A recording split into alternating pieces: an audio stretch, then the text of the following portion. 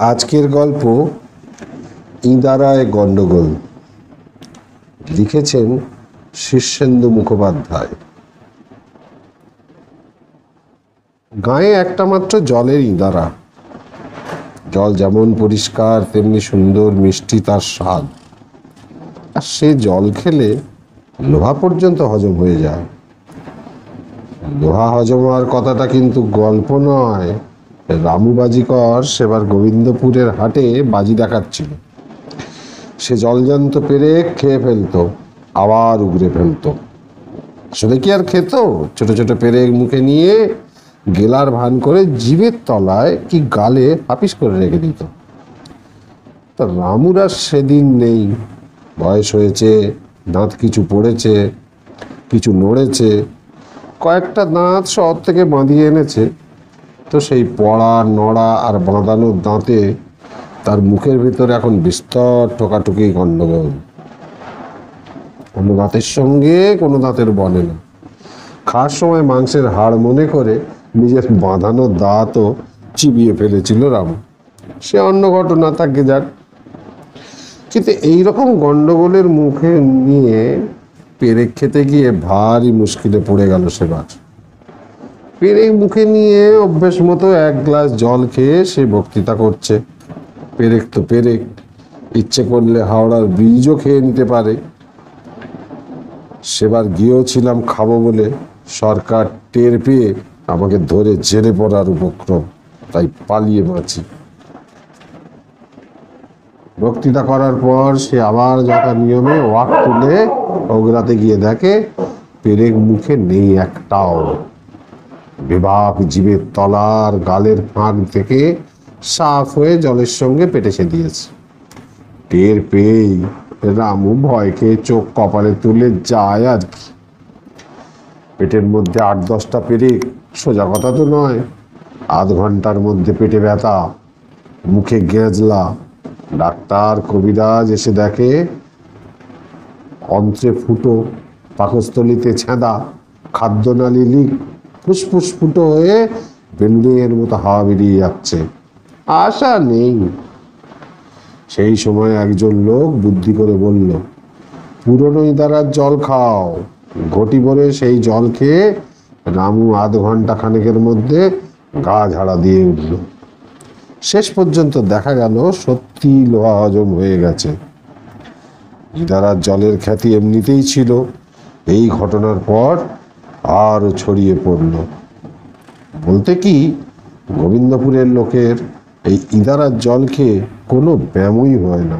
কিন্তু ইদানিং একটা বড় মুশকিল দেখা দিয়েছে। ইঁদারায় বালতি বা ঘটি নামালে দড়ি ছিঁড়ে যায়। দড়ি সবসময় যে ছেড়ে তাও নয়। অনেক সময় দেখা যায় বালতির হাতল থেকে দড়ির গিঁট কে যেন সযত্নে খুলে নিয়েছে। কিছুতেই আর জল তোলা যায় না। যতবার দড়ি বাঁধা বালতি নামানো হয় ততবারই একই ব্যাপার। গাঁয়ের লোকেরা বুড়ো পুরুত মশাইয়ের কাছে গিয়ে পড়ল, ও ঠাকুর মশাই, একটা বিহিত করুন।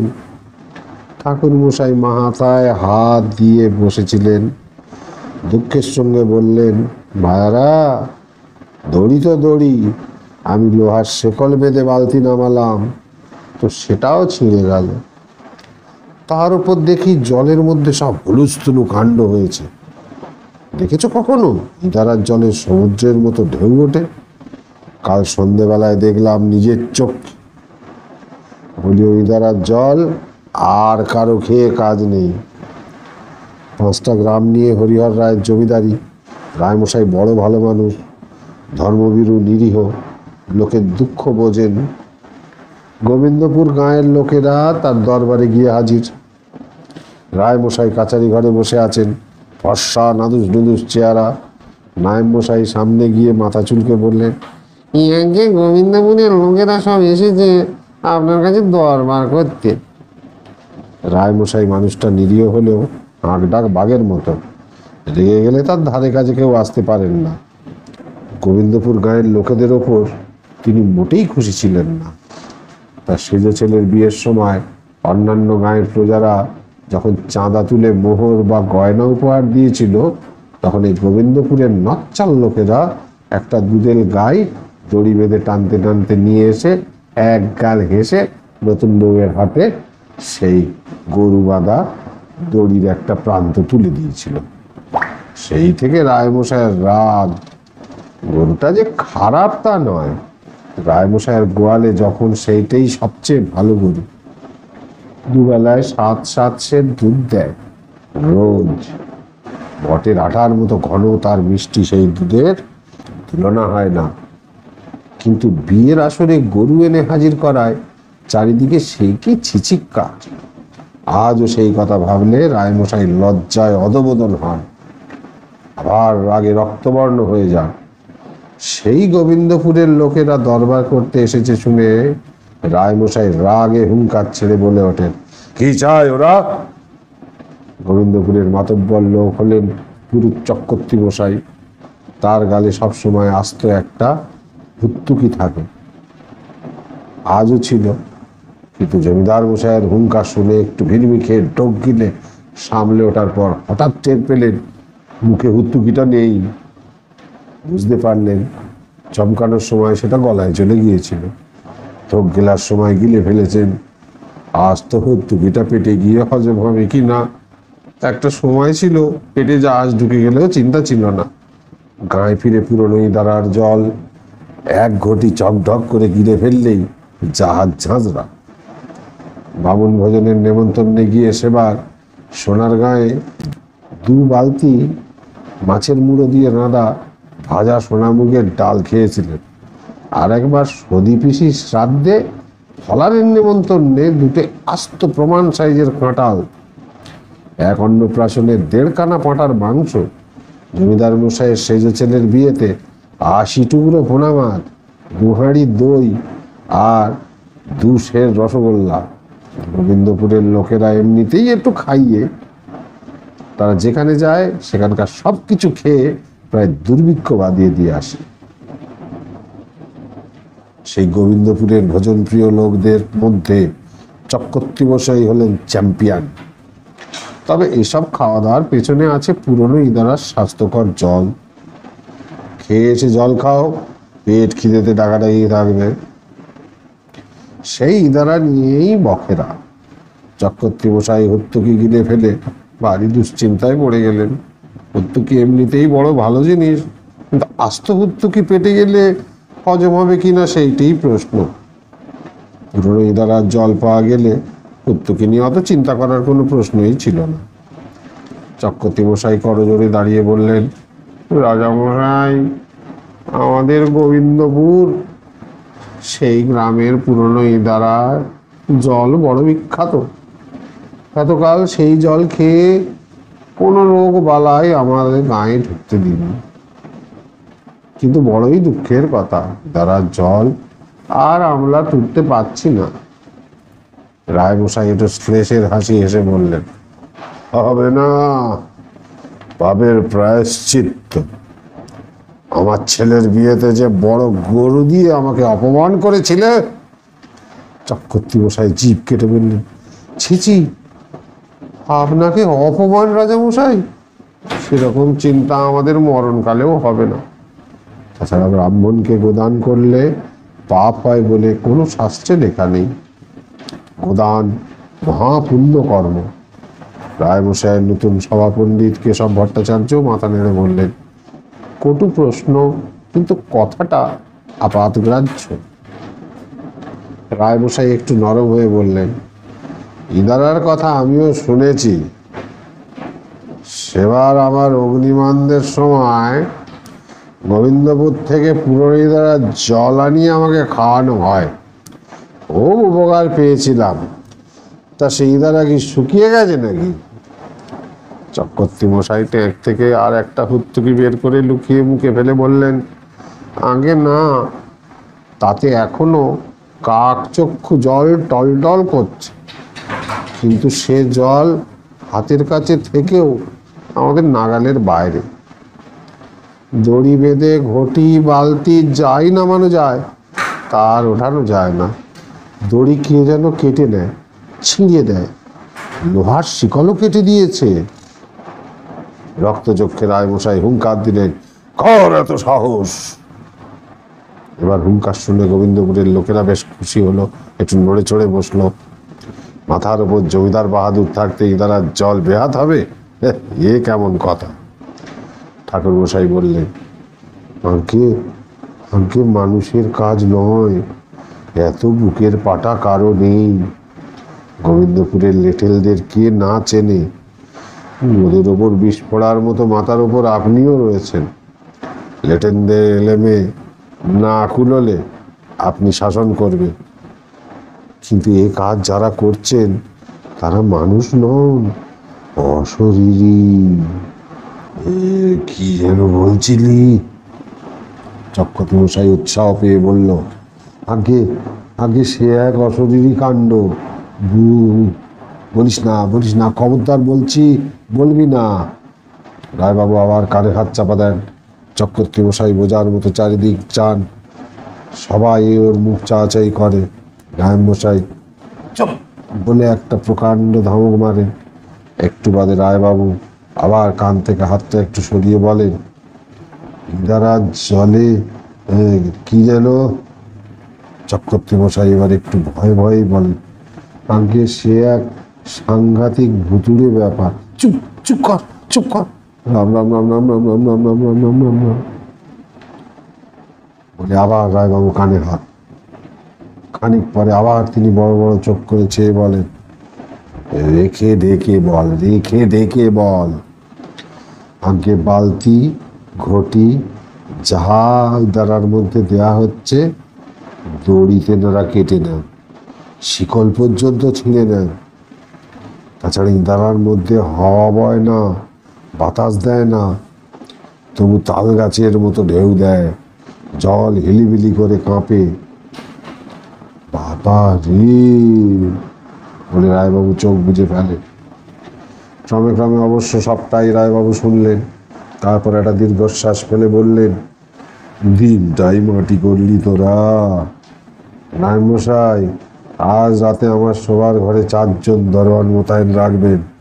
জি আজ্ঞে। গোবিন্দপুরের প্রজারা হাত জোর করে বলল, হুজুর আপনার ব্যবস্থা তো দরওয়ান দিয়ে করালেন, এবার আমাদের ইদারার একটা বিলি ব্যবস্থা করুন। ইদারা বুঝিয়ে ফেলগে, ওই দ্বারা রাখা ঠিক হবে না। দরকার হলে আমি দ্বারা বোঝানোর জন্য গাড়ি করে ভালো মাটিয়ে পাঠিয়ে দেবো। তখন শুধু গোবিন্দপুরের প্রজারাই নয়, গোদের ওপর বিষ পড়ার উপমা শুনে একটু রেগে উঠতে যাচ্ছিলেন, কিন্তু অশরীরী কথাটা শুনেই মুহূর্তের মধ্যে কানে হাত চাপা দিয়ে ডুকরে উঠলেন রায়মশাই। আরে বলিস না। সবাই তার চোখ। রায়মশাই রোষ কষায়িত লচনে গোবিন্দপুরের প্রজাদের দিকে চেয়ে বললেন, মুখ সামলে কথা বল। চক্রবর্তী মশাই ভয়ের চোটে দ্বিতীয় প্রত্যুকিটাও গিলে ফেলতে ফেলতে অতি কষ্টে সামলে দিলেন। রায়মশাইয়ের বড় ভূতের ভয়, পারতপক্ষে তিনি ওর নাম মুখেও আনেন না। কাচারি ঘরে সব প্রজাই হাঁ হাঁ করে উঠে বলে, তা হয় না হুজুর, সেই দ্বারা জল আমাদের কাছে ধন্বন্তরী। তাছাড়া জল তো নষ্টও হয়নি, পোকাও লাগেনি। কয়েকটা ভূত। রায়বাবু হুঙ্কার দিয়ে উঠলেন, চুপ! ও নাম মুখে আনবি তো মাটিতে পুঁতে ফেলবো আবার। সবাই চুপ বেড়ে যায়। রায়বাবু বেজার মুখে কিছুক্ষণ ভেবে ভট্টাচার্য মহাশয়ের দিকে তাকিয়ে বললেন, এ তো লেঠেলদের কর্ম নয়, একবার যাবেন নাকি সেখানে? রায়মশাইয়ের আগের সভাপণ্ডিত মুকুন্দ শর্মা 100 বছর পার করে এখনো বেঁচে আছে, তবে একটু অথর্ব হয়ে পড়েছেন। বাড়ি বুলোমন আর দিনরাত খাই তাকে দিয়ে কাজ হয় না। তাই নতুন সভাপণ্ডিত রাখা হয়েছে কেশব ভট্টাচার্য। কেশব এই অঞ্চলের লোক নন, কাশী থেকে রায়মশাই তাকে আনিয়েছিলেন। তার ক্ষমতা বা পাণ্ডিত্য কতদূর তার পরীক্ষা এখনো হয়নি, তবে লোকটিকে দেখলে শ্রদ্ধা হয়। চেহারাখানা বিশাল তো বটেই, গায়ের বর্ণ উজ্জ্বল, তা সেও বেশি কিছু কথা নয়, তবে মুখের দিকে চাইলে বোঝা যায় চেহারার চেয়েও বেশি কিছু এর আছে, সেটা হলো চরিত্র। জমিদারের কথা শুনে কেশব একটু হাসলেন। পরদিন সকালে ইগো গাড়ি চেপে কেশব রওনা হয়ে গেলেন। সঙ্গে গোবিন্দাপুর আর আশপাশের গাঁয়ের হাজার হাজার লোক। ভারী সুন্দর একটা জায়গায় ইদারাটি খোলা হয়েছিল। চারদিকে কলকে ফুল আর ঝুমকো জবার কুঞ্জবন। একটা বিশাল পিপুল গাছ ছায়া দিচ্ছে। ইদারার চারধারে বড় বড় ঘাসের বন, পাখি ডাকছে, প্রজাপতি উঠছে। কেশব আস্তে আস্তে ইদারার ধারে এসে দাঁড়ালেন। মুখখানা গম্ভীর, সামান্য জলে ঝুঁকে জলের দিকে চাইলেন। সত্যি কাকচক্ষু জল, টলটল করছে। কেশব আস্তে করে বললেন, কে আছিস? উঠে আয়, নইলে থুতু ফেলবো। এই কথায় কি হলো কে জানে, ইদারার মধ্যে হঠাৎ হুলুস্থুলু পড়ে গেল। প্রকাণ্ড প্রকাণ্ড ঢেউ দিয়ে জল একেবারে ইদারার কানা পর্যন্ত উঠে আসতে লাগলো। সেই সঙ্গে বো বো বাতাসের শব্দ। লোকজন এই কাণ্ড দেখে দিয়ে দৌড় পালাচ্ছে সব।